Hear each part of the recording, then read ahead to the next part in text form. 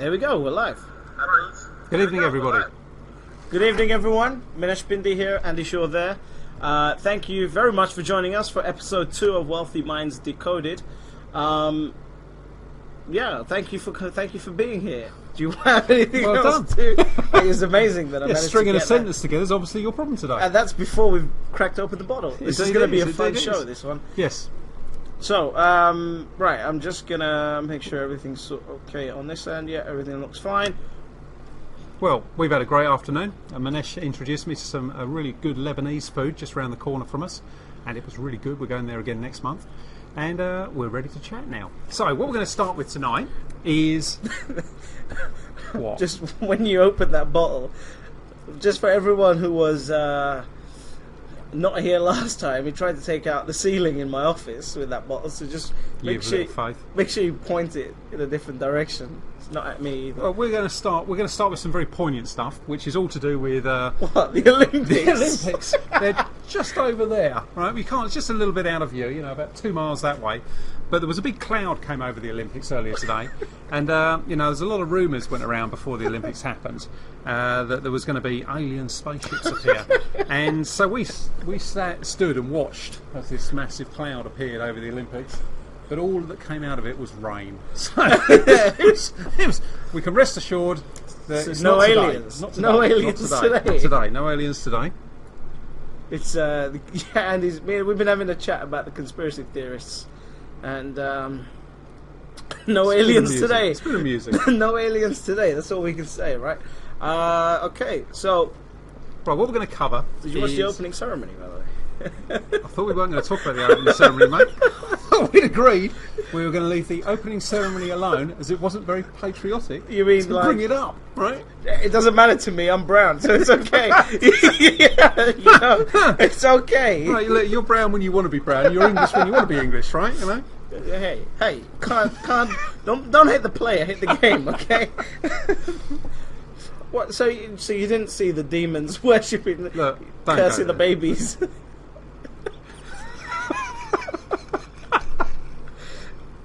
Right, we have actually got some pretty good content planned for today. If we can get past we did have a little bit of a discussion over comparing the Beijing opening ceremony to the. You mean with the 100,000 drummers that were all in sync? I think it was something like that. But anyway, that's done now. Compared to the Queen jumping out of helicopter. Right. Okay. Anyway, let's moving swiftly on. Because I'm glad you brought that up. This is before I've had a glass of champagne. It is indeed, yeah. I said we're not going to bring this up, and he just brings it up. Right. Because I was dreading the Olympics, and the traffic was going to be horrific. We shut down the whole office. The whole company went absolutely, totally 100% virtual with all meetings in in dread that the Olympics were going to be absolutely, terrible, and the traffic was going to be crazy. And it turns out 2 million people came into London because of the Olympics, and 3 million people left. I must admit, traffic has been great. We were contemplating holding this in a hotel somewhere, and we were like, we can't travel into the centre of London. And it was the easiest drive I've ever had up. And when you consider the Olympics is just around the corner, that's pretty cool. Yeah, pretty cool from that point of view. So, not gone quite according to plan, but I think they're keeping the spirit up. Anyway, the good news is we keep winning a lot of medals. Right, what we're going to cover to start with is we're just going to recap. A lot of you guys have seen me speak on webinars before and things where I've spoken about the odds against success. We want to bring that up first before we go into some of the other stuff, just to recap it so that everybody knows what it's all about and the odds against it. Basically, it's a very common thing that everybody thinks that the 1% of people succeed and 99% of people fail, which is a horrific statistic as it happens. But it's actually far, far worse than that. It's actually 1 in 1,714 people succeed at becoming worth a mere $1 million.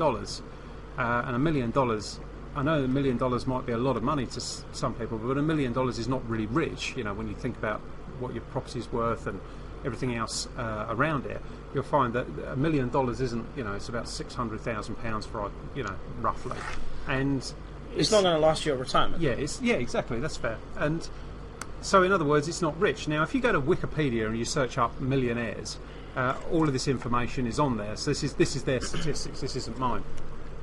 But it gets worse than that. The next level of rich is about $30 million, and they call these an ultra high net worth individual. This is basically somebody who can more or less do what they want, buy the Ferraris and the toys and all this sort of thing. And you know, when I was at the peak of my worth before, I was worth a lot more than that. And it was, you know, I looked at the statistics on there, and it's actually 1 in 75,188 people get to be worth that sort of money. It's very, very small, you know, very, very small amount of people. And the odds against succeeding like this are succeeding and becoming wealthy. Yeah, becoming one of those, you know, we call it the 1%, how the 1% think, but it's not how the 1% think. It's actually how the 0.001% think. And so the odds of becoming one of those are very, very tiny. And the essential thing is to realise that it's actually easy to become one when you think the right way, when you go about things the same way as the guys who are that. Because they didn't actually stop and go, all right, I'm going to become this person who's going to do that. They just did it. Yeah. Yeah? One thing I want to add is when you can start thinking like the 1%, what you realise is the problem that most people have is they go through cycles of wealth, I think. And I've seen that in, you know, family and everywhere, right? They'll go through cycles of wealth where you'll have 10 years of extraordinary wealth when, for example, the property market... Okay, we're live. We're back.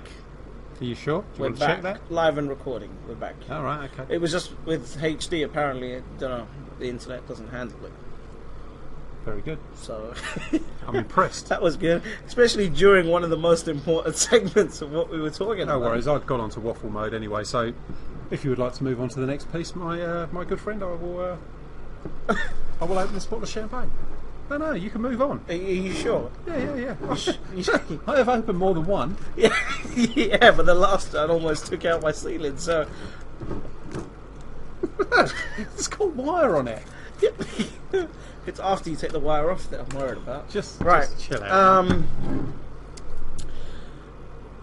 The next thing that we... It's doing it again. It was doing it again. You've been shaking this up in the car, haven't you? You've been shaking this up in the car. People can't...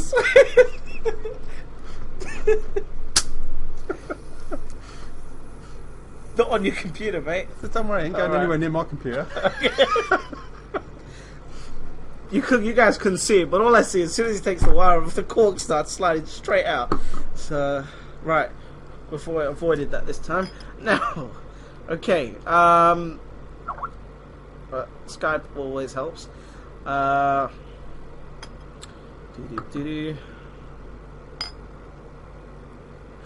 so. You got it? Yeah. Yeah, cool. I can handle pouring out glasses of champagne, mate. Cool.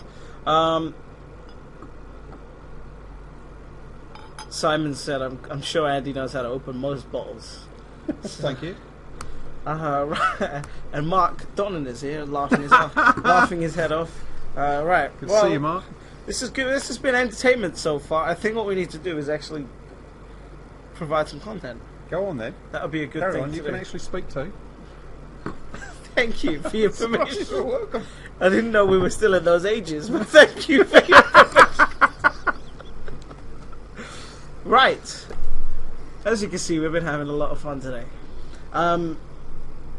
So we want to also decode how wealthy minds are hardwired to expect success. I think that's pretty important.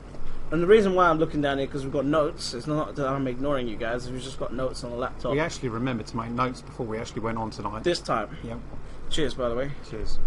And cheers, everyone at home. Cheers. Okay. We should force everyone to crack open a bottle with us. Okay, what we've got is people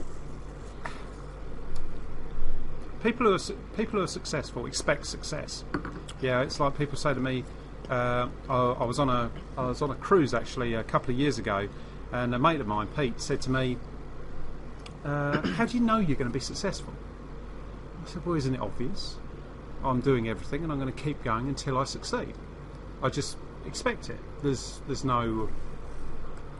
There is nothing else, because it's keep going until I get there." But what happens with, and if you actually look at all successful people, they all think the same way.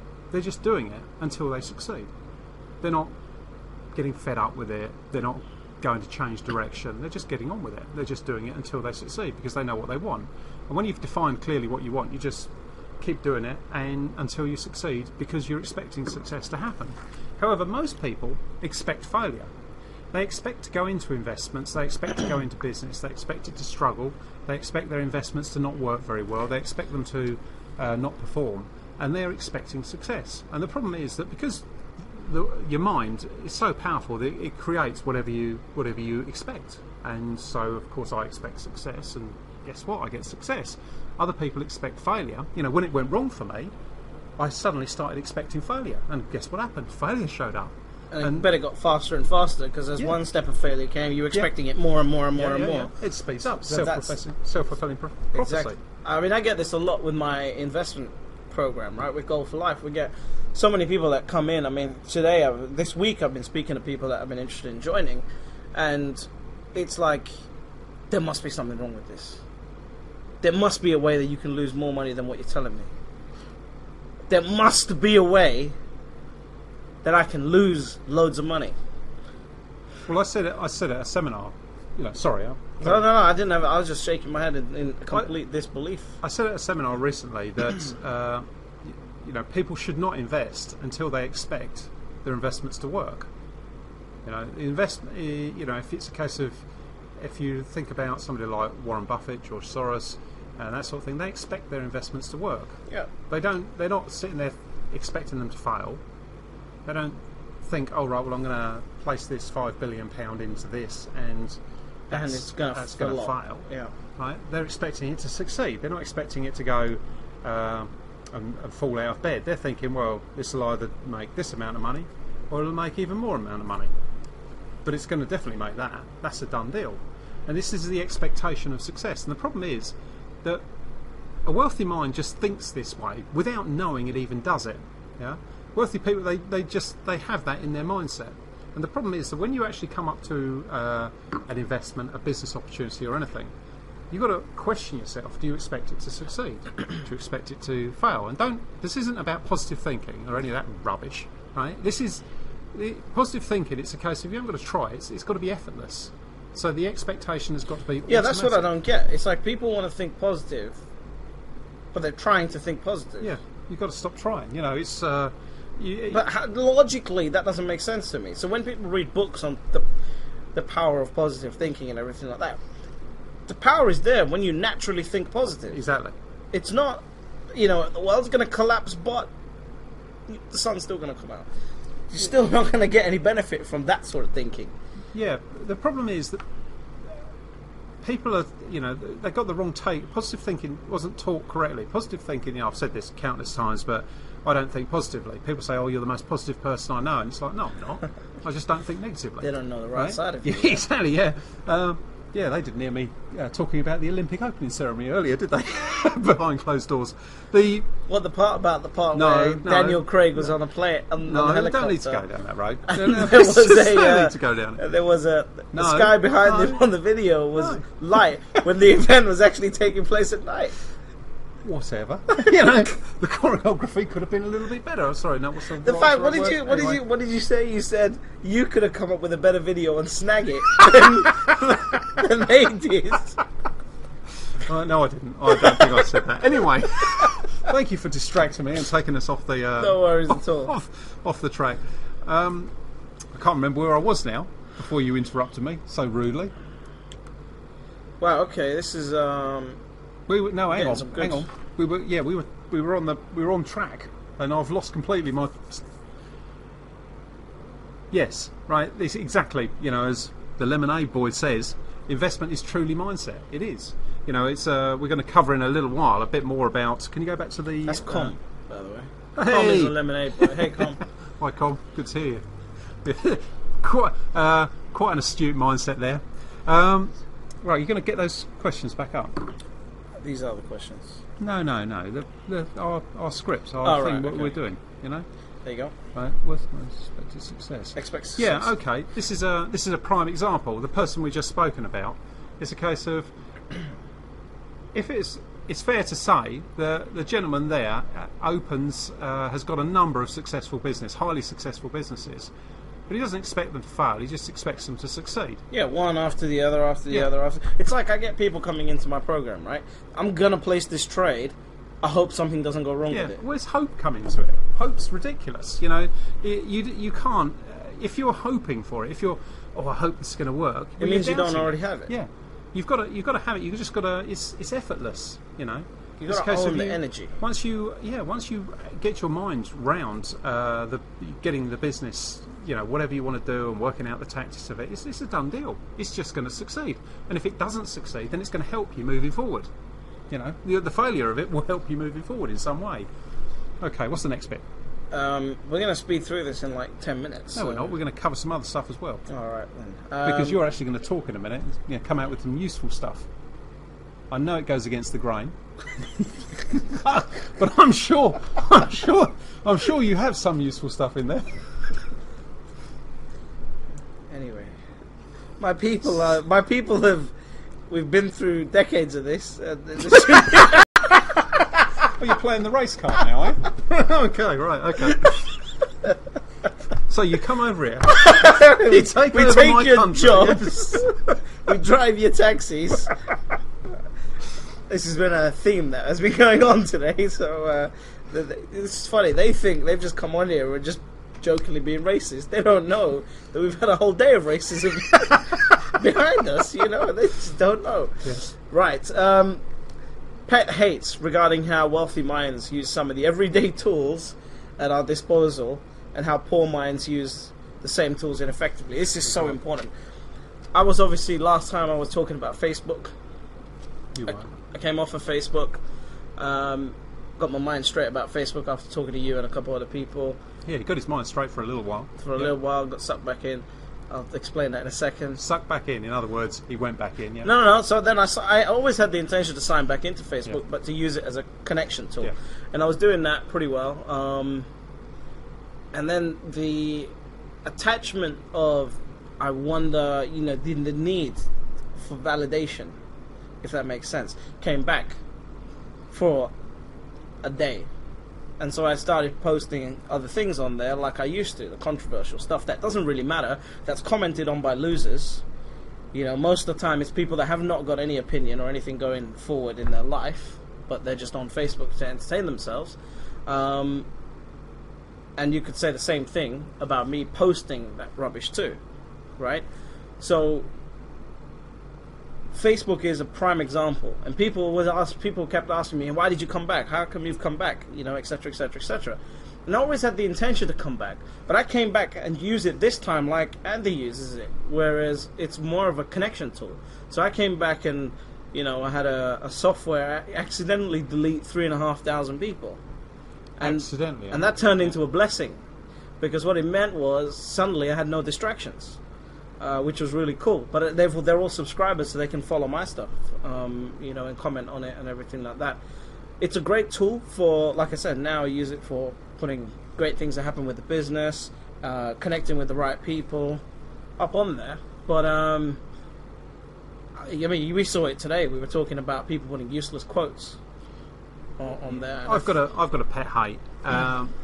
The pet hate is somebody putting out a great quote, I mean a truly wonderful quote, and then not living the quote themselves, because it's a case of there's no point knowing the quote if you're not going to live it. You know, I don't put things up unless I've gone into it, I've dissected it. You know, we're going to dissect a few quotes later, because people use them in every day and they think they understand them, but they don't live it in their life. And if you don't live the quote, then you shouldn't be using it. What's the point? What's the point? Because it's a case of, it's just wisdom. Wisdom not unused is worthless. You know, it's just a case of you've got to apply it. Without the application, it's not worth anything. And I think it's a need for gratification, but I don't know why. Because I look at Facebook. Facebook is a prime example. Facebook is a wonderful tool, yeah, and you either control the tool or the tool controls you. Somebody was obviously being controlled by the tool for a while. But there's a reason for that, you know, and I think a lot of people in my generation, your generation is lucky because you haven't had that. No. Whereas my generation, our whole life, since I would say since I was 12 years old, has been built on having a life online. Yeah, I agree. So Yeah, I quite agree. I mean, we were chatting earlier, and Manesh regularly puts his controversial comments up, and then goes and attacks somebody who disagrees with his point of view. And you know, I used to do you this. mean is blatantly wrong, Right? because they went against my point of view. Okay, they're blatantly wrong, and they went against his point of view. And I said I'm so grateful that Facebook wasn't around when I was in my 20s, because I think he's tame by comparison to what I would have done to people. But now it's irrelevant to me. I look at Facebook as, right, can this help me progress my life? Can it help me get what I want to go? Is it providing me any entertainment, any enjoyment? And that's how I use it. So I use the tool and I get what I want from it. But if it's like having a mobile phone. I don't have one, but most people do, and it's a case of, because I don't want people calling me, I want them to contact me through the computer. And when I get to speak to the computer, then I get to choose when I go back to people. I don't have any interruptions, so I can focus on what I'm doing. The tool is there for me. I can use it if I want to. I can always get one, but I have no need for it, because I'm not running multiple businesses that need my constant attention. When I am running a business, I put people in charge of it to run that area, and then they contact me in a calm, orderly manner. And I'm not going rushing around trying to change the world and set up a stack of businesses or anything like that, so I don't need it. But the problem is that because everyone's got it, it's like we all need to have it and use it all the time. But is it adding value? Yeah. Is it adding more confusion? It's a power tool, and you've got to learn to use the thing. And if you use it properly, and if you watch how, Manesh interviewed, who was that guy you interviewed who was on his exercise bike? Jim Rogers. Jim Rogers, one of the richest people in the world. Yeah, interviewed him on his exercise bike, and Manesh started the conversation off with him, and he went, "No, just get to the point. That's wasting my time." Yeah, didn't want to. He was saying, "Thank you for interviewing me." No, just get to the point. Just ask your questions. He didn't want to do any of that, because he was focused on the most important things and dealing with the most important things. In this case of, that sounds a bit excessive to me, but the point is that he wasn't wasting his time with things that don't progress his life. And this is a pet hate, that so many people are wasting their time with things that don't progress their life. I think it's the main thing is people don't know what they want. I get this all the time. I get this all the time with our students. I get on the phone with them and I say, "What do you want?" I want to create financial freedom. Well, what is that? What is that? What does that mean? Yeah. What the hell is that, financial freedom? Like, personally, to me, I don't want to create financial freedom. I want to have it, but I want, more importantly than financial freedom, I want the choice to be able to do whatever the hell I want to do. Yeah. That's, like, I don't mind doing this. Do you know what I mean? And people don't know what their version of financial freedom looks like, so therefore they can't design it, and therefore all these tools take over. And I think more, same thing with the tools, it's also seminars as well. Because people don't know what they want, they go to seminar after seminar after seminar after seminar after seminar, trying to take in all this knowledge, because they don't know what they want. When clearly, if you know what you want, with one seminar you can get it. Yeah, this is, a worthy mind. Well, basically, whenever I've gone into anything, I've become an expert at whatever I've gone into, and I've just focused solely on that subject and to become an expert at it. I don't drift off. I keep going until it happens. I was watching a video earlier today. A guy called Steve Stout, who's Jay-Z's manager, I believe. Is that correct? Business partner for one of their ventures. It was a case of... I want to do a business deal with Jay-Z, and I've been teaching Andy how to rap the Jay-Z lyrics. Right, I've never heard any of his music at all. It's not. I just haven't heard it, apart from having to hear you bang on about it all the time. But the point was, best music in the world. Fair enough. I'm sure it is. Right? He said that what they do is, with their projects, it's quite simple. They decide what it is they're going to do. They set a level which equals success, and then they keep going until they get to that success. Yeah. To not get to that level equals failure. That's how simple it is. Yeah. People settle for two. I'm trying to control myself because it annoys me so much. But why are you setting a goal, right? Getting 2 steps into it and thinking, oh, that's enough success that I deserve, so I'll stop. Or that's enough success that I deserve, so I'll change the end target. Too many people do. This is why this people... is the fear of success, isn't it? Yeah. People never get to where they want to get to because they'll get 2 steps in, think, oh, damn, you know, I've created this much so quickly, maybe I should go for more. And that whole principle, maybe I should go for more. Every 2 steps, you're changing the target, which means you're never actually focused on one target. Whereas what these guys do is they set the end target. Whether they could do more or less doesn't matter. As long as they set that end target, that's what matters. Yes. And the only way you can do that is by designing what you want. Once you know what you want, none of these tools and phones and everything. I mean, I get people calling me all day. I just have no issues with that. I have no issues on the phone. Facebook had an issue. That's gone too. I'm just in the process of removing all of them. Next one is women. Oh, right, okay. No comment. I'm sorry, Cool. no further comment. No further comment. Go on then, what's the next bit? Did we cover that? Guys, did you guys, there you go. Com is trying to wind me up now. He said, met Jay-Z in Ottawa during a concert, went backstage, chit-chatting for 10 minutes. Super cool, inspiring dude. Yeah, Com, but I'm going to do a business deal with him, Com. I do apologise for my friend's ego. Right. You're going to call the next bit up so I can see what the next Yes. section was. I'm Thank getting you. text messages about our show. This is Right. fun. We're not supposed to be answering that. You see what I mean? This is a prime example of a distraction when something's going on. You're answering. No, but answering it's a text. about the show. Right. Okay. Right. Go on then. Set the next bit. I think that's your section anyway. Right. Decode a couple of very well-known comments from the world's most successful investor so that you can see the potential that is currently trapped inside your mind. Okay. Right. This is a really good quote. I like it. Right. There's If you live basically, by it. There is. Hang on. I've got to just make sure I've got the right one here. That's the second one. And the first one was. Hang on. That's slide 158. Hang on, 2 seconds. Just got to find it. I think It's okay. it was I'll make up for your... inefficiency. Yeah, I know. Okay. Here we go. 95% of investing is managing your emotions. Yes! 5% of your wealth will come from your investments and 95% from your behaviour. Yes! 95% of investing is about controlling how you feel. Yes! Right? Okay. Now that was they were quotes written by some The wealthiest people on the planet. Yeah, You know, including the Warren guys Buffett. that you want to copy. Yeah. So these guys you got to look at it and go, right, well, these guys, the wealthiest people on the planet, are all saying the same thing, that it's 95% of investing is managing your emotions, controlling your behaviour, and controlling how you feel. You know? But why is it then that everyone spends, if they want to go into becoming an investor, they spend all of their efforts and energy on learning the tactics and the strategy? You know, I mean, we did when I did property investing. I'm a very I have an ability to leave my emotions at the door when I do an investment, property investment. Yeah, when it was trading, when I was doing a bit of scalping, going in and out of trades and that sort of thing, that was a completely different picture.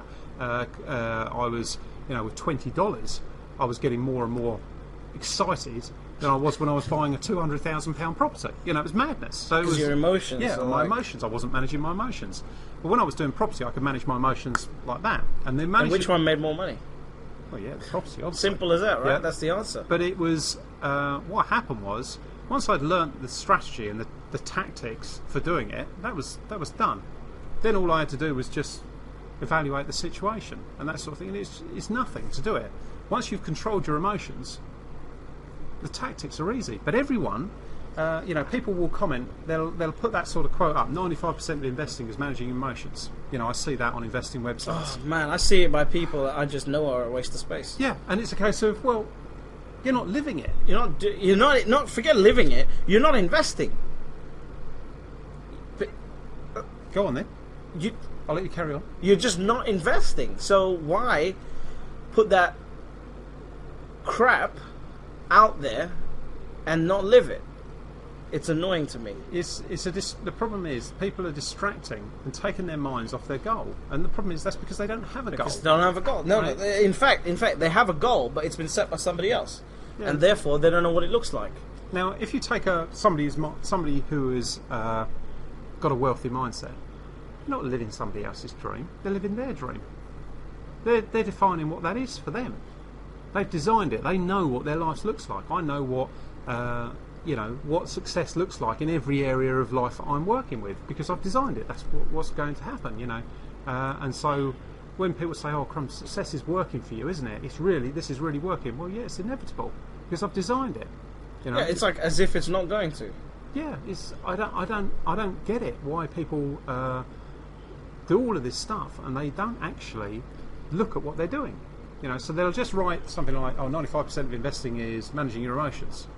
Right? Well, do you understand what that means? As soon as the market crashes, they're pissing themselves. Yeah, but you've got to take it apart. You've got to look at it and go, right, well, if you're one of these guys who's putting up comments, what you've got to do is look at it and go, well, am I worthy to put this comment up? To start questioning yourself. Because if you start questioning yourself, you'll stop it, or you'll become very, very clever, because you'll be living those comments, because they're great wisdom, but what's the point? What's the point? I think going back to what we were originally talking about, these quotes like 95% of your investing is managing your emotions is so important, because people, I think, are too worried about the tactics that it takes to invest. Yeah. So they want to learn property. They want to learn, inside property. They want to learn lease options, joint venturing, buying below market value, negotiating deals, and all this other rubbish, right?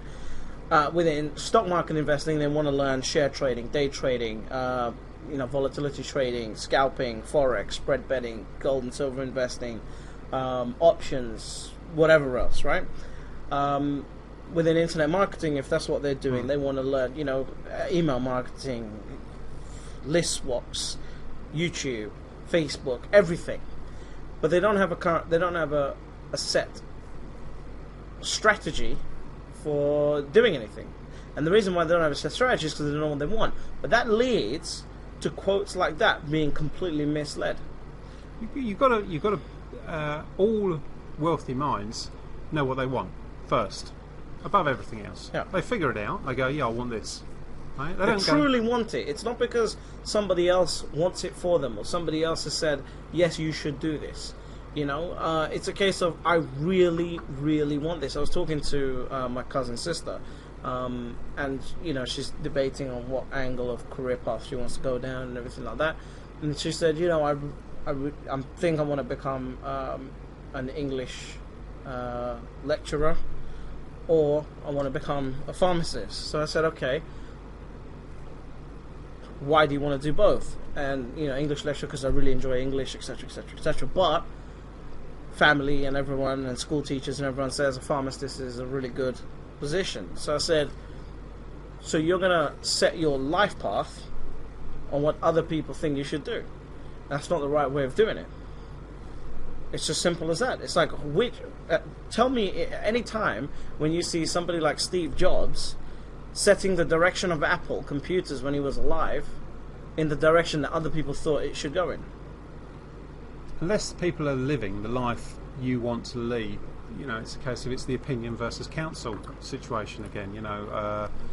Most people listen to opinion, whereas I'll only listen to counsel.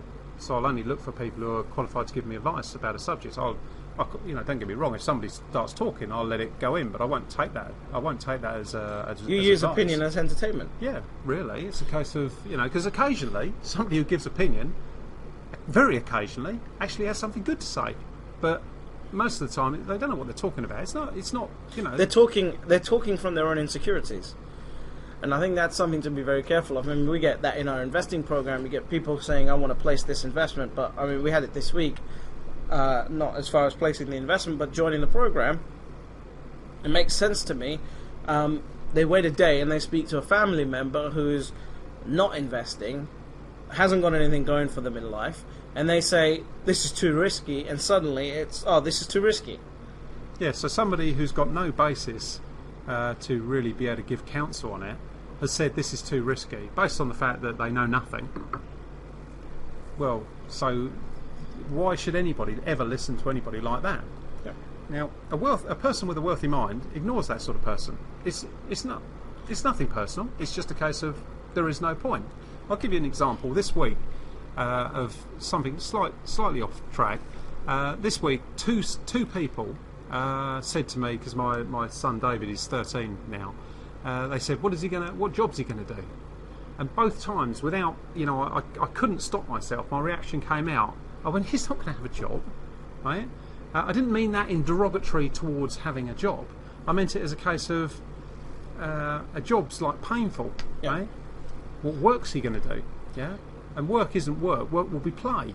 Yeah, so he'll go and do whatever he wants to do. It's a case of he's already got tactics that he can deploy now that will mean he'll never have to go and get a job. And never have to go and work, if you like. He'll just make money doing what he loves doing, and it's all going to be down to him. But the problem is that people are programmed to think that they have to get a job, they have to do things that they don't want to, and that generally goes against them pursuing happiness. Yeah, the pursuit of happiness is pretty important. And I heard a quote. I can't remember who it was, but they said, money will never give you happiness, but happiness will always attract money. And that's pretty bloody important. Yeah. And I think as long as you don't doubt it will. As long as you don't doubt it will, right? You only said that because I said pretty. Okay. What? Right. But what I was trying to say was, remember, money is never going to give you happiness, but happiness will always, true happiness will always attract wealth under any circumstances. I quite agree. And knowing what you want completely gets rid of all that objection. As soon as you know what you want, what you truly want. This is the reason wealthy minds don't have a problem letting go of other people's opinion is because they're instantly, without effort, able to dissect what comes in. This is an automatic process. They dissect what comes in and go, does this help me get to where I want to go? Yes, no. Black and white. Right? That's it. It's black and white. It's a case of, so somebody can be giving counsel, which is valued counsel, and they can look at it and go, does this help me get where I want to go? Yes, no. They just evaluate it. And this is the mind of a wealthy minds person. Now, somebody who isn't in that state of mind will listen to everything and not know what to do. Take counsel on everything. Yeah. And what's funny is that I put a post up a few months ago, in fact, and I said, forget being humble. Too many people are humble. Humbleness, the way it's taught to us, actually holds people back, I think. I think it tells you to strike way below your dreams, way below what you think you can, what you think you want. And it tells you to listen to so many people and their opinions by being humble. And I said, forget being humble. It's not it's about being on a pursuit of awesomeness. It's not about being humble, because humbleness, the way it's taught, is crap. And I had a few people come back to me and say, oh no, you need to be a bit more humble like the people you've been on stage with, Richard Branson, etc., etc. I said, what's so funny is, because I'm vocal about my opinion, and I'm beginning to become more like Richard Branson in the case that I just don't entertain stupid people anymore, right? So I just, he's just not vocal. When you tell him something, I spoke to him, when you tell him something and it's not his point of view, what he'll do is he'll say, no, I don't think that's right, here's why. As soon as you fire back and say, oh, no, I'm right, he'll say, okay, cool, interesting, and walk away. Right? Because you might think that's him being humble, but it's not. It's him not entertaining stupidity. People have got this completely misunderstood, and I think that's so important. I think you need that, excuse my language, but a bullshit sensor. You really need to, the 1% have that on overdrive. Doesn't mean they're rude about it, but they have it on overdrive. They don't even need, you don't even need to be annoyed, aggravated by the person. It's not there. It's like fuzz in between the TV channels, and it's just not there. It's irrelevant. So it's like it was there for a fraction of a second, now it's gone. And that's what you've got to. That's what people do when their minds are right on autopilot. A wealthy person's mind isn't bogged down by the standard junk that other people are. When something comes up, you've got to look at it and first thought is, this is, I know this, when you've been programmed, it's not going right. It's very easy for somebody to say, oh yes, you should think this way, and you should think like the wealthy minds. No, there's a system to do it, okay? And it's a structured thinking technique. So all you're doing is, it's a case of, right, is this help moving me forward? Is this thought helping me? Is it moving me forward, or is it holding me back? And so it's the no thought stands still, because nothing stands still in the universe, yeah? So everything, even though this microphone on the desk and this desk looks like it's standing still, we're on a planet that's spinning around the sun, and the sun's spinning around the galaxy, and and everything's moving. Everything's moving all the time. It's moving faster than we can comprehend. But what happens is, so your thoughts, which we can't even quantify, we don't even know where they're stored. There's nowhere, you can't cut your brain where they apart, come from. Right? We don't know anything about them, really. And it's a case of... It's amazing, isn't it? Yeah, After all this billions and trillions of dollars of research, we don't even know where thoughts come from. So what we've got is we've got a situation where the thought that can't even be quantified is in your mind. So it's reasonable to assume that it can't stand still. Yeah. So a thought is either taking you towards where you want to go, or it's taking you away from it. Right. So no thought stands still. So when a thought comes to you, when somebody gives you some opinion, right, that you don't know if it's counsel or not, your instant thought should be, well, I'll just listen. Yeah. You don't have to judge it. Right? Because when something is self-evident, there's no judgment. No judgment is necessary. So when something somebody turns up and goes, right, watch out for those UFOs.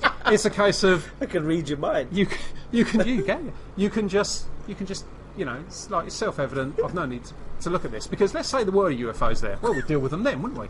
We don't need to deal with them now. It's like people are always worried about death. And I think, what are you worried about death for? You've got to go through it. There's no opt-out here. Oh, I'm not going to get involved in that death thing. I'll leave death to other people. No, you've got to go through it. So what are you worried about it for? Because all the tools you'll need to handle death will be there for you when you get there. To it, right? So what's there to worry about? Why not enjoy the life now? That's so funny, because we get that with investing. It's like, oh no, I'm going to have to worry about setting up my account. I'm going to have to worry about watching the markets. I'm going to have to worry about the point at which I have to get in. I'm like, how about you set up your account first? Yeah, deal with the step you're on. What was it? Was that great explorer, the British explorer, who Ranulph Fiennes? It's a case of he had a heart attack or something, and then he walked across Africa. Then he walked up the tallest mountain, and then he went to the North Pole, and then he went to the South Pole. And the reporter said, "Wow, how'd you do all this? This is amazing. How'd you do it?" He said, "Well, I put one foot in front of another." Yeah, and that was it.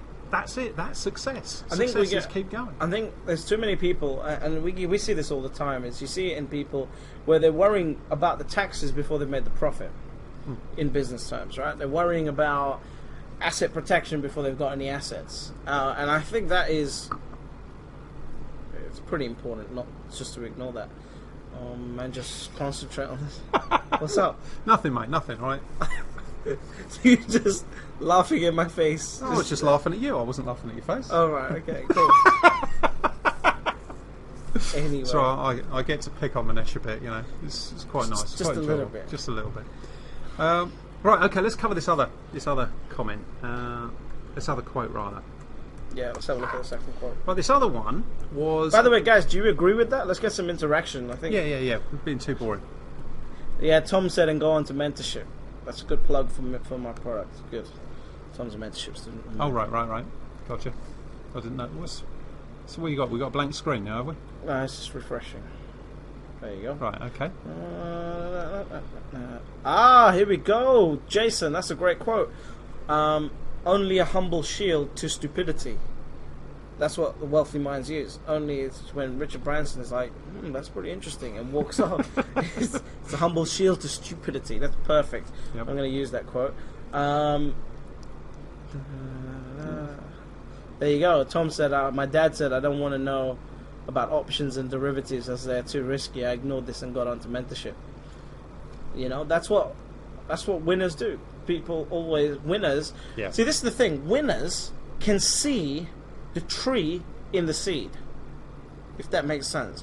Winners can see that the tree exists before the seed is even planted. Losers can only see the seed, and that's why losers will always be losers. Because winners, when they can see the tree, they'll say, okay, what's the first step? Got to plant this seed. Yeah, they have, no. Then They gotta first water they it. look at the tree, then they go, "What do I want to plant this seed?" Yeah, exactly, right? You know, if it's the tree that they want, Yeah. then they say, okay, I've got to plant this seed now. Yeah.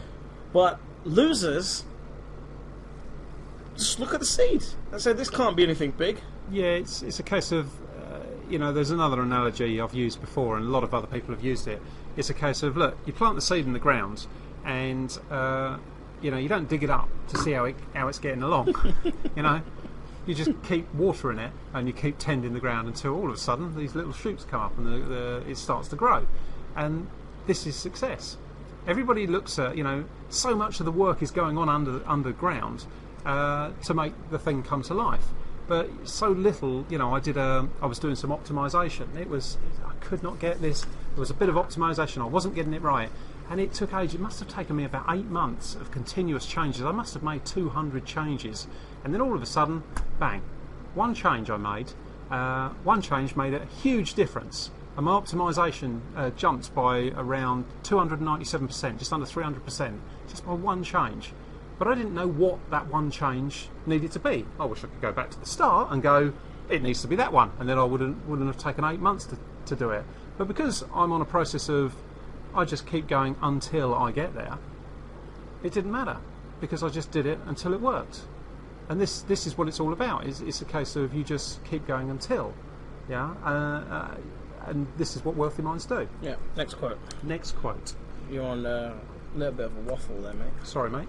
We need to get somebody here to actually control us. Yeah, we need somebody to abuse us a little bit. We need somebody to abuse us. Now that would be a funny sight. Indeed. Can you imagine somebody trying to abuse both of us Not at the now, same you time? morons. Yeah, Pete could do that. Yeah, Pete could do that, yeah. Here's another quote from Warren You just Buffett. swore on live broadcast. You didn't explain I said- why you called me a moron like that.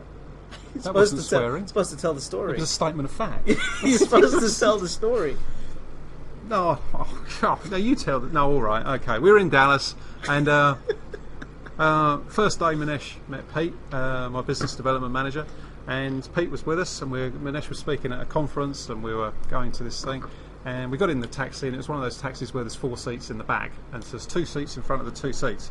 So we both got in and both wanted to sit in the front 2 seats. So we sat 'Cause we're there, children. Because we're children, and we left Pete outside. He opens the door. To both of us, To just both sitting of us there. just sitting there looking at him. And he went, "No, you morons! Why do you've got to sit in the back?"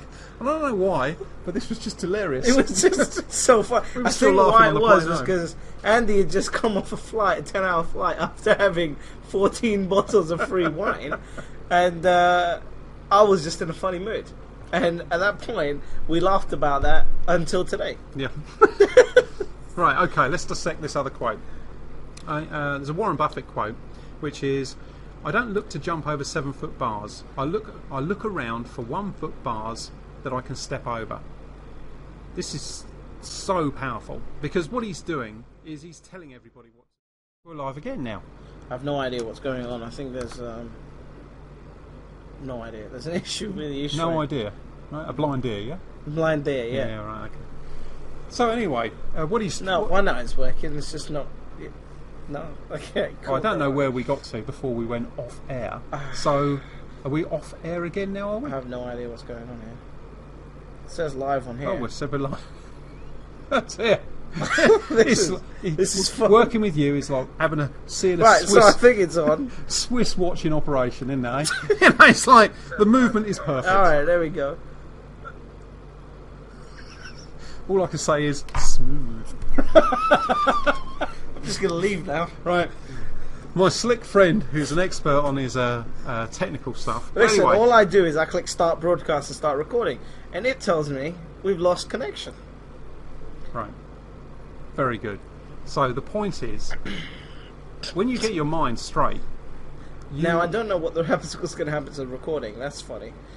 let's deal with that when that comes around, shall we? And let me finish what I'm saying, yeah? The point is, when I'm sorry, I was rushing there. no, still no aliens out there. You really got to know how to wind him up. The point, Just when he starts talking. it's like working with Lassie. It really is. You know, it's like, you know, Just top me up. right. The point is, when you actually get good at something, right? It takes no effort. The whole point is everything you do in investing, in business. Don't get me wrong. People say, "Oh, well, you work really hard and all that sort of thing." Well, define hard work. To me, what I do, people could say, "Well, I read a good quote recently where the guy said, yeah, I only ever worked half a day in my life. The other half of the day I took off.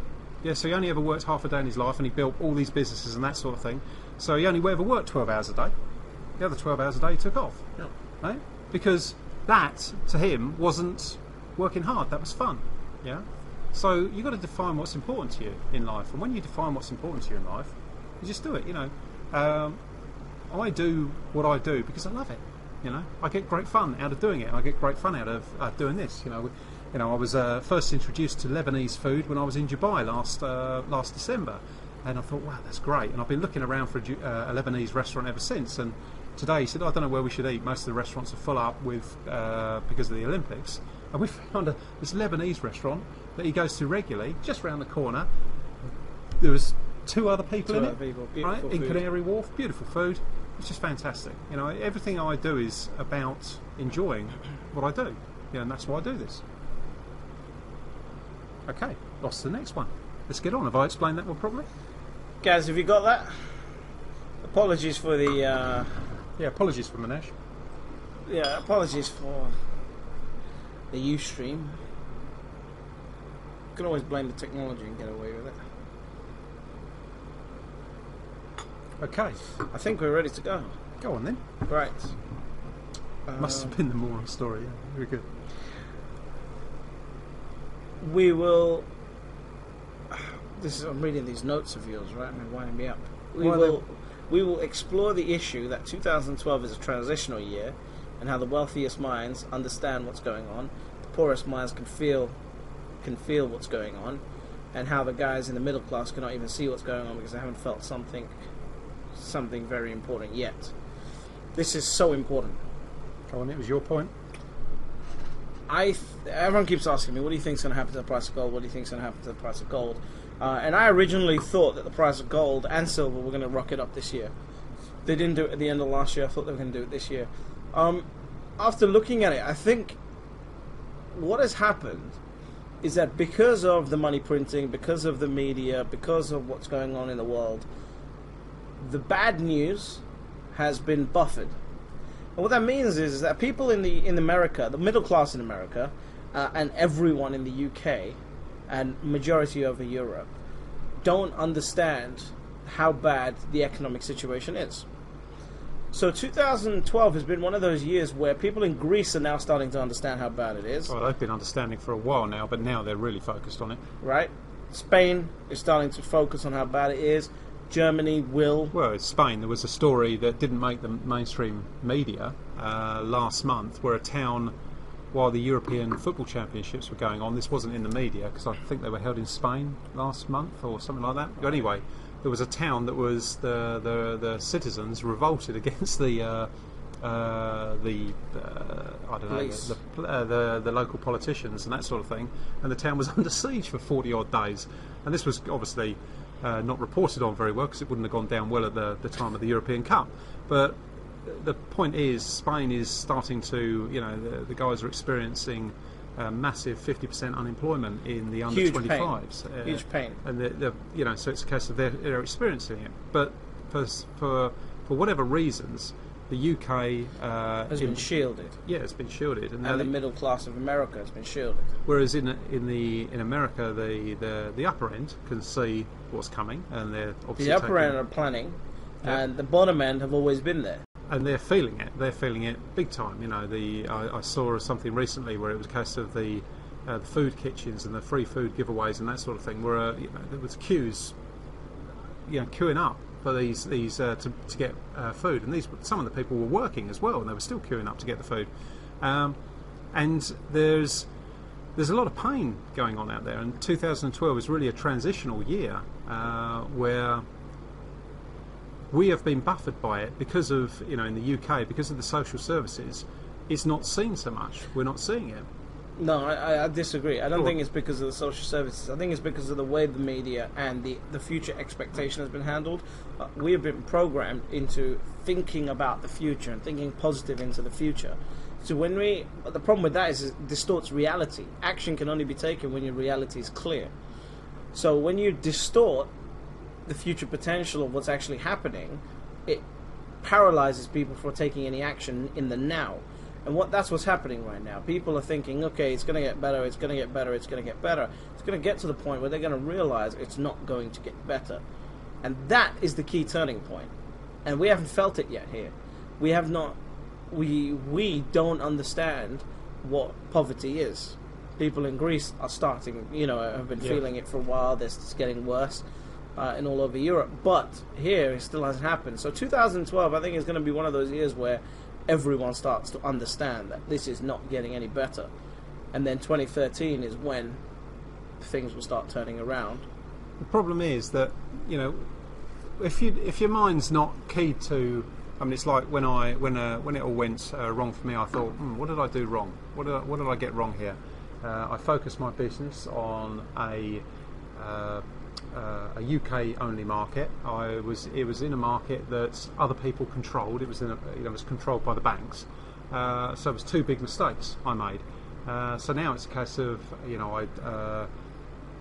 I think something like 80% of everything I sell now goes outside of the UK, and that'll be over 90% before the end of the year. And I sell this so far this year. I think I've now got to I sell to over 40 countries in the world now. And so it's a case of I've globalised my business, and I've gone into a mass market instead of a niche market. So I looked at it and went, what did I do wrong, and what am I going to do right next time? So to protect myself against what's coming, and I look at it and think, right, okay, well let's just build in automatic protection. I don't seek to protect myself. I don't need to struggle to do it. I'm just building it in by design. And the problem is that people are not doing anything because they're waiting to see. They're sitting back and it's hope. It's hope that the future is going to be better. Now, if you're not planning for the future to be better, you're relying on somebody else getting it right. Now, these guys don't have a good track record. It's like if you don't want to paint the picture, don't have any complaints about the picture that's painted. Yeah, it's I design what I want, so I'm designing it, and it's a case of these guys make the rules, and we have to play within their rules. But it's a case of you have to. Nobody is going to look after everything as well as you do yourself. So you've got to actually go, right, well, okay, what am I going to do? And the first thing is to decide what you desire. But if you're sitting there thinking, why can't I be successful? It's purely this: you haven't decided what you want to do. That's it. It's a case of, well, forget figuring out how to get there. That's irrelevant, right? First off, you've got to figure out what you want, right? And until you figure out what you want, it's a case of you are literally a wealthy mind doesn't go, I want to fly to America. A wealthy mind goes, I want to fly to Chicago. I want to leave on Sunday at 9 o'clock in the morning, and I want to arrive in Chicago at 1:30. And I want to be there for 2 weeks, and I want to stay at the Waldorf Hotel. They know what they want. Yeah. Somebody who hasn't got that doesn't think that way. They think, I want to fly to America. Yeah. A wealthy mind has defined what they want, and so that when they've defined it, they then go and work on the steps to get it. And the problem is that if you're sitting there thinking to yourself, I haven't actually succeeded yet. I don't know why I'm getting it wrong. Everything I keep doing, it is purely down to you don't know where you want to go. And until you define that you want to fly to Chicago at 9 o'clock on Sunday morning, and you want to get to Chicago by 1:30, and you want to fly on this airline, you want to have that seat, you want to have that meal on the plane, until you've defined all of that, you're not going to get there. Yeah, and thank you. I agree with that, and... Stunned to silence, yeah? Stunned. Thank you, mate. Absolutely Or did you just nod off? I just went to sleep, really. No, so... The key thing is with your investing, like we said, this goes back to one of the first points we made. Because it's a transitional year, now is an opportunity for people that have wealth stored in the old wealth cycle, which was property in the UK and actually all around the world. Now, this year is very important for you if you want to continue building your wealth, to actually spin that around and get positioned for the next wealth cycle. And I think that's so important, because if you don't do that, your current wealth is going to go through a cycle of down, because that's the cycle that it's in right now. So, and we were talking about this property right now, and I think investments go through two different cycles. They go through a period where investments can be traded, and they go through a period where where the vehicle can be invested in. Traded is where you're operating the vehicle like a business. So if it's property, you've got a property business. When it's in an investment period, it means you can buy, hold, and make money from it very quickly. And I think property right now has just come off the investment cycle, and it's now transitioned to a trader's market, where if you're using property as a vehicle for a cash flow generating business, it's very powerful. But you cannot expect property to be making money over the next 6 to 8 years as an investment. Does that make sense? Am I clear on that? Yeah, it's okay. Yes, I quite agree. You know, it's you know, we've got a lot of property at the moment. It's great cash producers. Yeah. You know, very, very healthy. So yes, I quite agree. But you're not going to go and buy a property and hope that it goes up so you can sell it in 3 months. No, not at all. Yet people are still trying to do that. And I think now is the time, if you've got assets structured that are not cash flow producing in a trader's environment with property, it's now time to restructure them so that you've got investments for the next wealth cycle. Personally, I think it's gold and silver. Other people have got different answers, whatever, right? Whatever you think it is, it's time to restructure your assets over this transitional year. There's always a transitional year or two. And I think this is the transitional year that we've got. Yeah, it could be. The jury's still out on it, but I think it's definitely, you know, we're definitely in a long period of fixed rates for them. I mean, I wrote back in 2008. Oh, on property, yeah. I said with every day passes, the Japan scenario gets closer and closer, unless they fix something, and unless they fix it. And I wrote that back in 2008, and they haven't done anything really to fix it. So I mean, anyone who's looking at interest rates going up, it's just not. I don't think it's going to happen. No, it's not it on the just table. physically cannot happen. Yeah, it's you know, I was chatting earlier today to Manesh. I bought my first property in the 80s when the interest rates were 11.5%. You know, compared to today when they're at 0.5%. You bought your first property before I was born. Yeah, That's probably, scary. Yeah. All those years of wisdom, mate. All those years of stupidity. Yeah, indeed. You should contemplate on that, right? But what happened was, within about, I don't know, 6 months or a year, the interest rates had gone from 11.5% up to about 15%. It was something like that. And so they'd gone up 30% in that time. Now, for interest rates to go up at a similar proportion right now, they would have to go from, we're at 0.5%, they'd have to go to 1% for the same sort of percentage increase on the overall rate.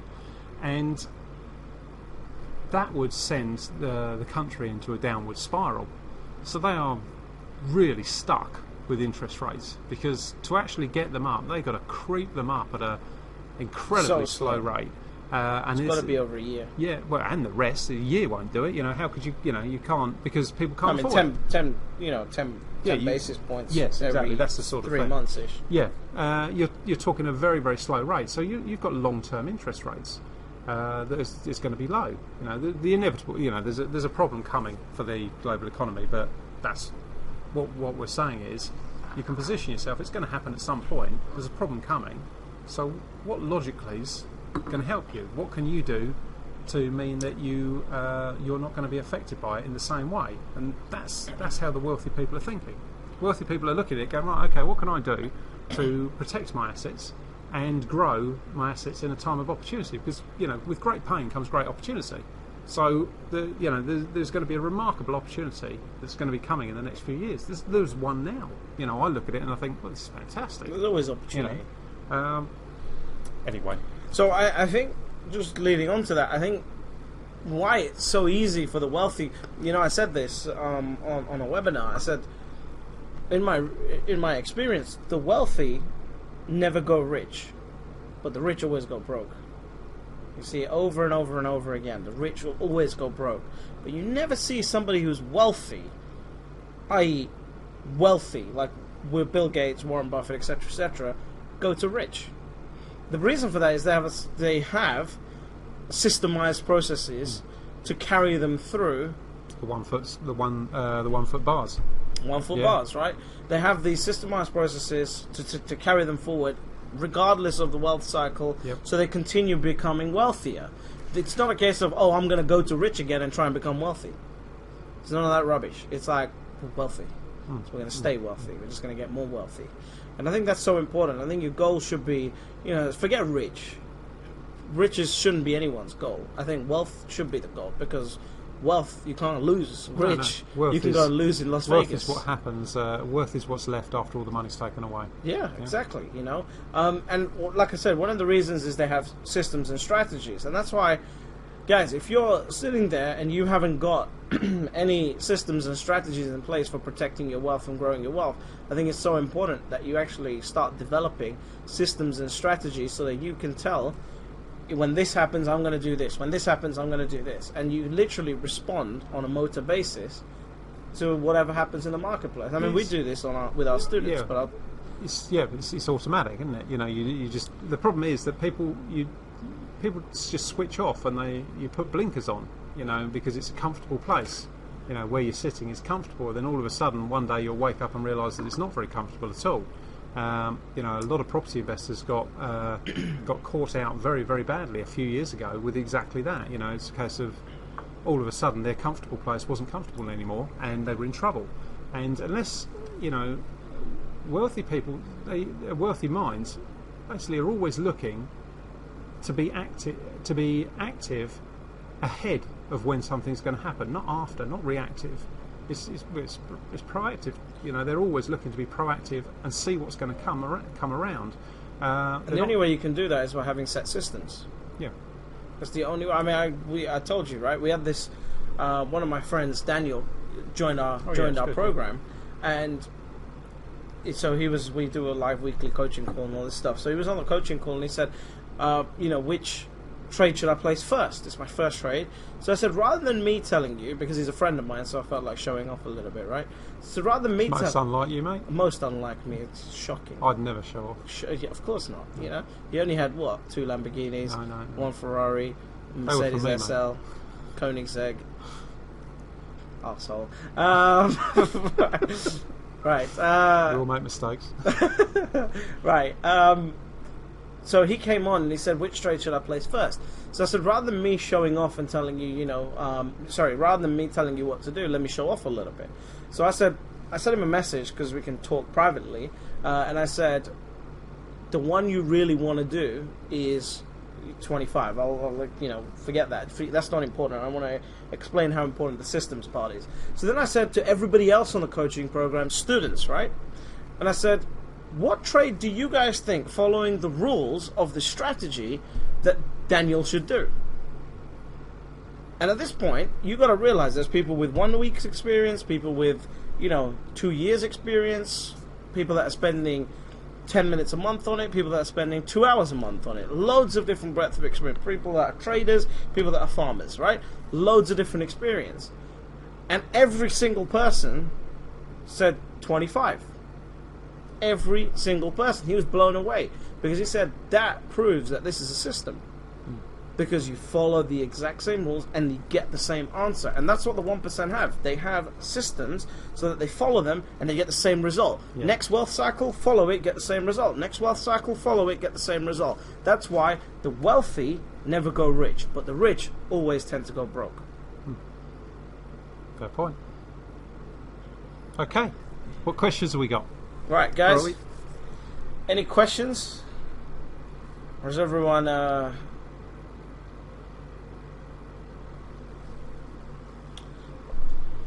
Yeah, Mark, so, action only happens when reality bites. Yes, that's quite correct. That's the problem. I mean, we're saying, Marsh just said that quite rightly. People don't react until the reality hits them, and the problem is that it's usually too late by then. You've got to prepare and you've got to think about things ahead of the game. The trouble is, I know this is falling on deaf ears because it would do to me as well. If I was sitting there, I'd be thinking, yeah, I'll get round to doing that, and we don't do it.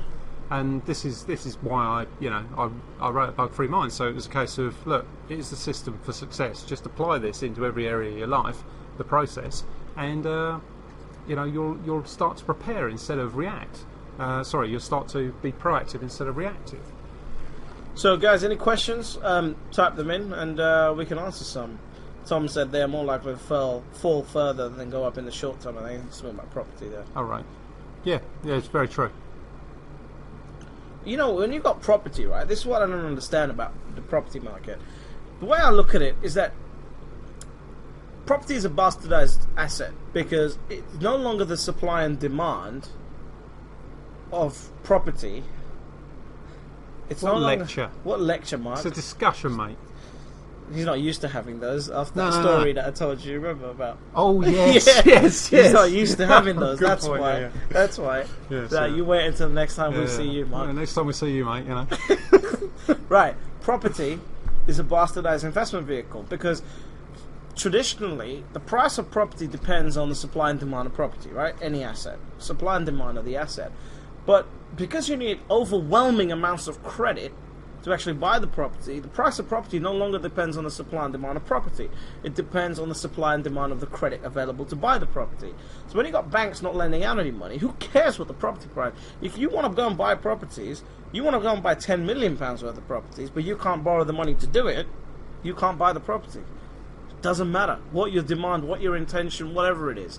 So I think that's the problem. The credit market is going to be screwed for the next 6 to 10 years. Well, the bank, they've just released, the Bank of England, obviously I can't talk for other countries, but the Bank of England have just come up with an initiative to give rates, lower rates to the banks if they lend the money out. But from what I can see, they're not very attractive mortgages unless you've already got a lot of money behind you. How are they going to police it? Well, it's jobs for the chaps, isn't it? I mean, they can manipulate LIBOR rates. There's a good question here. I've just returned to the UK. Should I buy a house to live in or rent? It really depends. There's depends the area. There's no set answer here. If I was buying a house at the moment, I'd look to haggle a deal at least 20 to 30% below market value to cover myself if there was an issue with anything that happens with the rates. So I would, if you're going to buy, you force the price down. So I'd compromise on the position. But at the moment, if I was I wouldn't look to buy necessarily at the moment. I'd look to rent because it's a case of I don't. I like to have a house as an asset that's going to go up in value over a period of time. But obviously, because it's a house and you're putting money into it, it's a liability, not an asset. But if the market cycle is right, it's looking like turning, well, that's the time to really commit yourself. If you don't know what you want at the moment, you're not sure where you want to live, then renting is very convenient. When I moved to Cyprus, what I should have done was I should have rented instead of buying a property over there, because I could have just gone, no, I don't like it here, I'll move to the next town, and I should have given myself flexibility. So there's a great deal of flexibility that comes with renting, and it gives you a lot more time to actually look and get an opinion. Whereas buying, it's a case of you've got to rush to that judgment straight away. Why rush to judge? At the moment, you're in a market where it's not, the property market is not going up. There is a high risk of it going down. In certain areas it may go up, certain areas it will probably go down. So it's a case of why not give yourself some more time to evaluate. My advice would be, or rather I should say my opinion would be, to wait and see. To rent for 6 months and have a look, and then get a bit closer to having a bit more of an idea. But the problem with that is I don't know your exact position, so it is only an opinion because I don't know your position, so I can't really give counsel because I don't know where you stand. What deposit you can raise, where you want to live, what sort of price of property you want to go for. All of those have a bearing on the counsel I could give.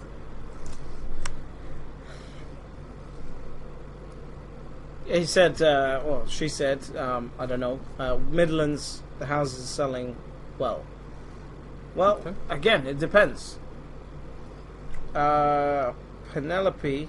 I can't. It's not enough for me to decide. I mean, if I were you, I'd look at it and go, right.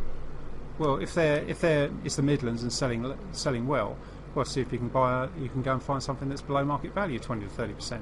Because if you can, then it could be worth it.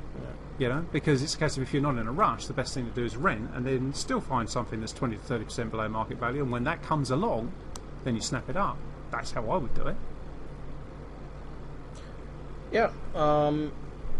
Penelope said, I think I found the money to sign up for Gold for Life through just one of your readers, I guess. Right. Is that still available? Not right now, but Penelope, if you send me a Facebook message, I'll forward it to my assistant for when it becomes available next. So, so send me a Facebook message with your email address and your phone number, and we'll get that done. One of the things that we didn't touch on was that the way the middle class is diminishing. Go on. And that, Donald Trump and Robert Kiyosaki predicted this a long time ago in that book, Why We Want You to Be Rich. And they said the middle class is no longer going to be there. And that's because you're either going to get rich or your wealth is going to be stripped away from you by what happens with the economy. Because it's gone too big. The bubble is just way too big. Too many people went to go and get without going to give. And so now they've created wealth in the form of debt. And that's what they will suffer with. That's one of the things I say, guys. We were having this chat a long time ago. We have the same beliefs about wealth. You've got to go and give in order to create true wealth. If you go to get, you create wealth, but you create it in the form of debt because you still owe for it. So at some point, either you're going to pay for it, or it's going to be taken away from you. It's just a spiritual point of view that I like to come from, and an energy point of view that we both like to look at. But the middle class is going to be stripped away, and what that's going to do is going to create a big divide between the poor and the rich. How do you think that's going to affect people's mindsets? Well, I mean, I'll cover a point on that, what Manesh has just said there. Wealthy minds, they all look to go to give. Yeah, it's inbuilt. It's a case of how can I create value for others. Yeah, their getting is automatic. So if you take Facebook as a prime example, a free platform. Twitter, a free platform. If you actually go and look on the top 500 websites on Alexa, I think it's something like you have to get to about website number 31 before you actually get to a paid business model, because they're all free. That's going to give. They're creating value for people, and then their getting is automatic on the back. Now, they're not. Some of them are not very efficient at getting. Some of them are extremely efficient at getting. But the point is, this was talked about in The Science of Getting Rich, in Think and Grow Rich. It's all about, look, if you every want spiritual book. Yeah, if you want something, if you want riches, if you want anything, basically, you give it first. And you basically, it's an abundant thinking. So you're creating the abundance by saying, I have plenty of this, and by giving it away, you're opening up a space that basically, more comes to you. I always go to give value, and I cannot help but getting. It's just an automatic process. It automatically comes to me because that's my whole mindset. When I wrote the books, it was like, right, how can I create something of immense value and charge a very little amount of money for it? Right, well, okay, what's wrong with what's going on out there? Because all of their stuff works for me, but what's wrong? And I looked at it and I thought, well, I can see why they can't teach it. Right, okay, well, I'll create something that means that people can actually get it. So I'll create immense value for people, and that's it. So my whole mindset is go to give. Now, can you answer? You asked me a question, but I had to cover that first. The rich and the poor there's going to be such a big gap, and the wealthy is going to be the middle class is going to be destroyed. Yeah. How's that going to affect people's mindsets? The problem is, it's a case of what happens when the banks, when they stop printing all this money. What happens when, if gold-backed currency does come in? What happens when, and the price of gold shoots up to? Well, what do you think is going to happen to the mindset of the spirit of the people? Because that's all the country's revolt. It's going to be a revolt. It'll, you'll be. But do you think there might be a revolt with the way the politicians are going? Right? Do you think there could possibly be a revolt against entrepreneurs rather than against politicians? This was covered in the book Atlas Shrugged by Ayn Rand. A fantastic book if anyone can cope with reading it, because it was about 1,200 pages long or whatever it was. But entrepreneurs effectively grow the government doesn't grow the economy. The wealthy minds of the people grow the economy. It's the ideas, the people who, people like Brunel and that sort of thing, who led the Industrial Revolution in the UK, and all of the entrepreneurs drag everything forward. The government, we need somebody to organise things, but if they could only just do a good job of it, that'd be helpful. That'd be really helpful if you could actually just do what you're supposed to do. So I think there could be at some point. The trouble is, it goes against logic. Yeah, revolting against the entrepreneurs goes against logic, because it's a case of, you can see that things are being created. But Rand covered it in her book, and she said that the workers didn't want to revolt against the bosses, but the politicians were having a go at them. You know, because basically they were trying to find ways of raising taxes to cover their expenditure, and they were trying to put onerous policies in place and that sort of thing. And I don't know where it's going to play out. It's going to be very interesting. But it's a case of whatever's going to happen will happen. What we have to do is position ourselves so that we're in the best possible place. So what you're saying is that a wealthy mind will be agile enough to do it. Of course it is. You know, it's all. You know, if you look back, look at history. You know, history is one of the greatest teachers for people, for wealthy minds. You know, if you go back to the horrible time in Germany when the Holocaust was, before the Holocaust happened. You know, the people looked at it and went, right, okay, hang on a minute, I've got to get out of here, right? So they got up and left, yeah? And so they were agile. They looked at it and went, I'm going to have to leave everything and go. And so they did. And so they were able to avoid that horrific incident. You know, but that's what it's all about. A wealthy mind is looking at it. So I'm looking at things going, right, okay, how can I protect my assets and my wealth automatically built into what I do? Yeah, and that's what I did. So I sat back and I designed a 10-year business plan, which I'm 2.5 years into, a few years ago. And that's what you do. You look at it and think, well, what's going to happen in the next 10 to 20 years? Right, okay, well, you know, I'll design my plan to fit in with what might happen. If something better than that happens, then it's going to work. And if something worse than that happens, well, then I'm as protected as I can be. It's you know, I'm not living today. I'm living, you know, when it comes to planning where I'm going to go, I'm living 10, 20 years in the future. And so I'm always working towards that. And so that whatever happens, I'm as far down the road as I can possibly get all the time. Yeah? Yeah. Question here from Ustreamer824811. Could Minesh define what he means by trading versus investing? Yeah, it's quite simple. A trader's objective is to make money off the incremental price increases of a certain vehicle, so an asset vehicle. So if property is going to go up from 200,000 to 205,000, they sell it, buy it, sell it, make a 5,000 profit. Great, deal done. An investor has a process of a minimum of a 3-year hold period, I would say. And is holding for huge profits, and an extensive proportion of the investment will be a profit. So they're expecting the asset to go from 200,000 to maybe 300,000 over that 2 or 3 year period. What I meant by the cycles changing for an asset class, what I mean is, at a certain time, an asset has to go through a trading period, right, where the only way to make money off that asset vehicle is through trading. So right now in property, you know, lease options have become very, very popular. That's still a trading aspect of property, because it's a cash income generation process. The property is then just the vehicle for your business.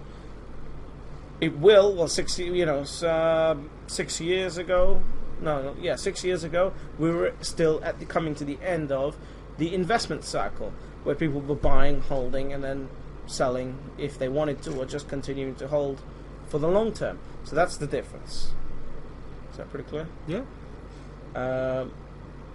Right. Okay, we all the questions are, yeah. Any more questions, or is that it? I think that's it.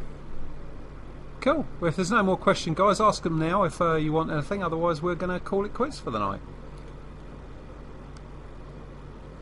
Otherwise, you're going to drive through the horrific traffic. Oh yeah, the horrific traffic. Yeah, and hang on, I'll just check again. No UFOs. No UFOs yet. I'll keep you informed though. We'll do an emergency broadcast if one shows up. Mark asked a good question actually earlier, but I chose to ignore it because it said Mark. Fair point. Fair point. what is your take on people who make the leap to invest but still need their hand held? What do you mean? What my take is? They've taken the first step.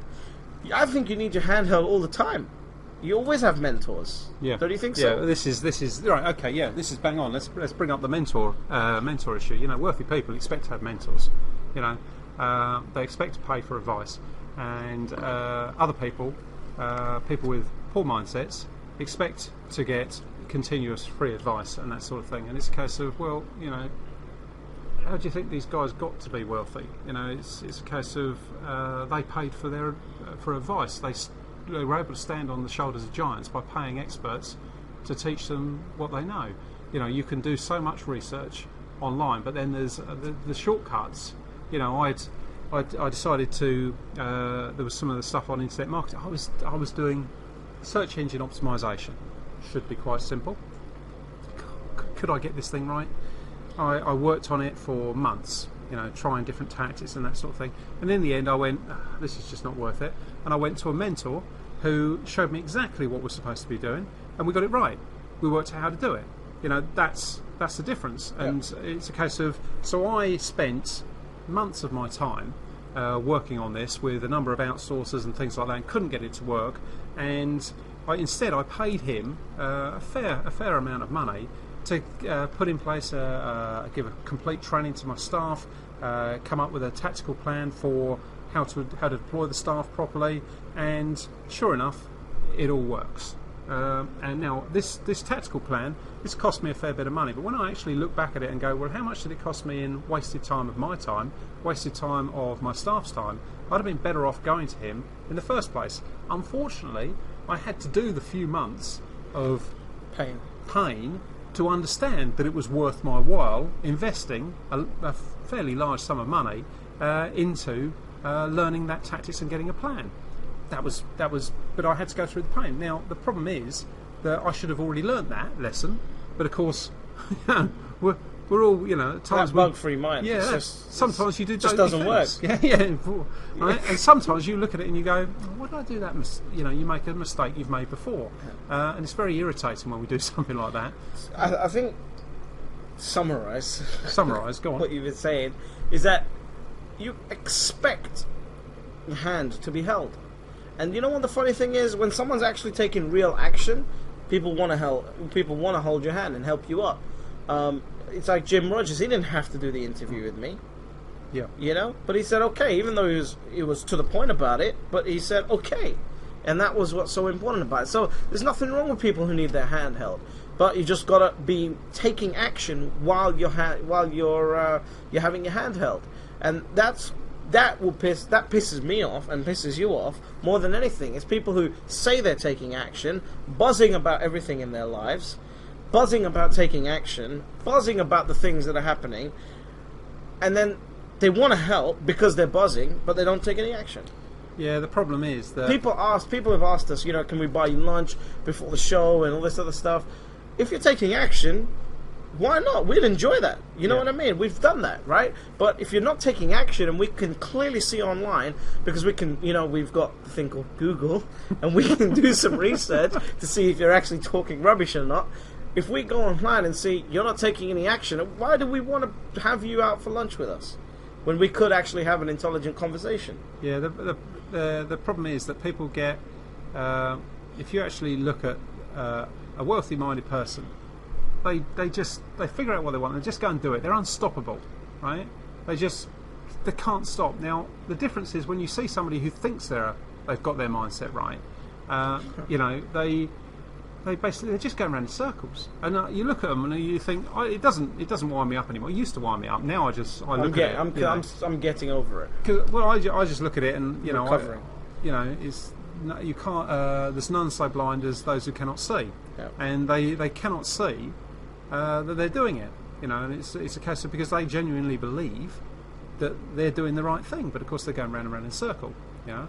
And you know, I've got a friend at the moment who's got a real mindset issue, and he's got no concept that it's his mindset. He's got no concept at all. He thinks it's a case of, he thinks it's because you know, the money just isn't there, and there's I can't even begin to go into it because I don't want to go down that road. But the point is, it's everything else but me and my mindset.